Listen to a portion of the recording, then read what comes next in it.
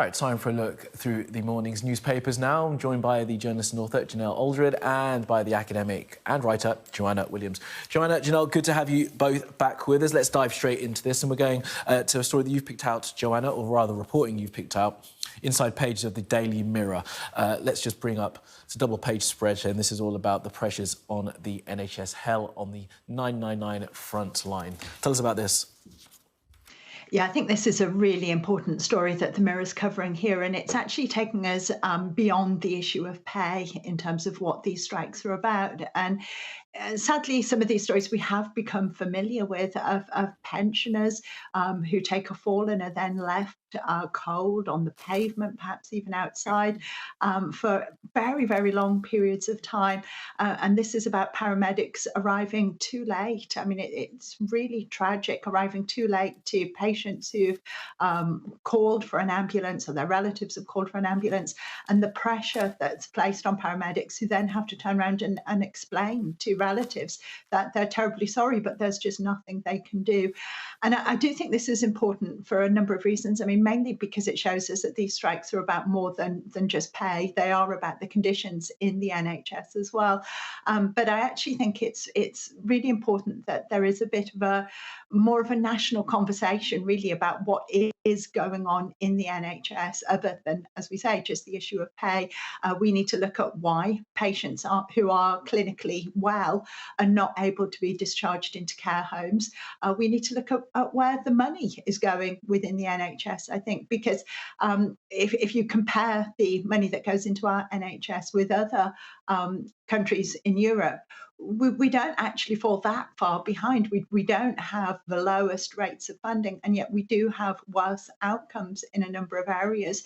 My concern is that we have far too much bureaucracy, far too many managers, far too many people who are working in backroom roles who don't necessarily contribute to the health of patients on the front line. Now, clearly, some of those are going to be very important. I'm not suggesting we ditch all managers in the NHS, but I think actually having a proper conversation about what we expect of the NHS and how it can serve the country better, I think is absolutely vital. Thank you for that, Joanna. And Janelle, you're picking up a story inside the Telegraph, and this is about some of the services that may well be lost as a result of these strikes. Tell us about this. Yeah, so one of the things that is being lost is home births are being scrapped because of transport fears that if things go wrong when someone's having a home birth, then they wouldn't be able necessarily to get an ambulance to get them to the hospital quickly and safely. I'm an ambassador for Silence a Stillbirth and Neonatal Death Society, and of course, in moments like these, and it's hard because it's a choice that women want to make for themselves about where they give birth, how they access healthcare, and that is being taken away. And there are things being taken away, and it does feel hard. But as we spoke about in the last hour, the point of strikes are to be disruptive. The point of strikes are to push the point home that the way things are working are not working. And we need to find some new ways to work. Just like Joanna said, we need to think about what is the NHS here for? What services should it be providing? How do we make sure that it gives first-class care to people? I was having a conversation with someone the other day, and they said the NHS seems very reactive and not proactive in terms of when it comes to healthcare and how we access it. So I think there are many, many conversations to be had, but I feel like we're almost being driven into a private healthcare situation because things will get so bad that people will just begin to start self-selecting out of the NHS, and I think that would be a massive shame. OK, Janelle, thanks for that. Joanna, let's move on to this story that you picked out here. Interesting reporting inside the Daily Mail, and this is about support for striking workers. Just lay out what this latest poll tells us. Yeah, so it shows that there's some quite big disparities really in the public support for nurses compared to the train drivers, for example. I actually think having public support is really important for the strikers, and I think the union leaders must bear this in mind. And I don't think that means backing down on strikes, but I do think it means being available for media interviews, for example, and actually making the case. So things like that article in the Mirror that we were just talking about, really pointing out why these strikes are important and what's at stake here, and how this, I think, even arguing for a pay rise is very important, because it's not just about the workers who are kind of going to immediately benefit, but it's about the living standards of workers more broadly, of everybody in society, and the idea of not accepting wages that we can't afford to feed our families off. I think that's a very, very important principle. But I do think the levels of support for the nurses in particular do seem to be extremely high, and I think that's heartening. It's saying 66% of the public are in favour of the nurses striking, and even among Conservative Party voters, more people are supporting the nurses than are not. And I think the union really needs to make sure that that remains the case.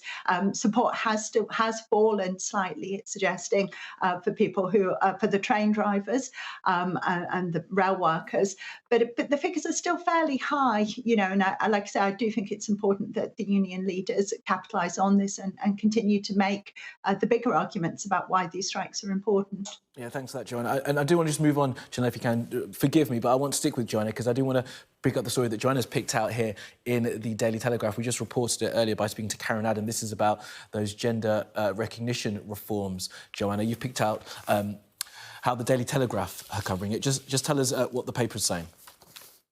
Yeah, so it's pointing out the fact that children, and I use that word very pointedly, children at the age of 15 will begin to start the process of changing their gender so that they can then apply for a gender recognition certificate in the opposite sex to that they were born as on their 16th birthday, essentially.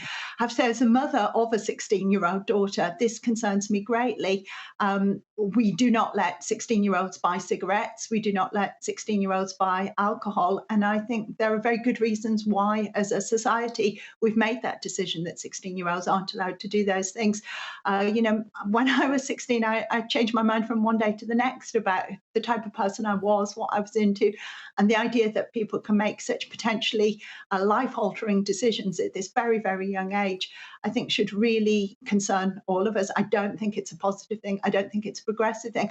I also think it's incredibly disingenuous to say that this demedicalizes the process, because we know from statistics, from research that's been done in this area, that social transition, that means just being able to change your name, your pronouns, your style of dress, is highly likely. There's a very, very strong correlation with young people who make that step to socially transition, who do then go on to take hormone I have to jump in because therapies. we are running short of time. But just to be completely clear, it is at the age of 16, and it's not a transition yet. It's a gender recognition. It's a certificate, isn't it? So it's not a medical process, but Social transition. absolutely. Okay, Joanna, thank you very much. Janelle, we'll come back to you again in the next hour. I do appreciate you both guys for being with us. Thank you so much.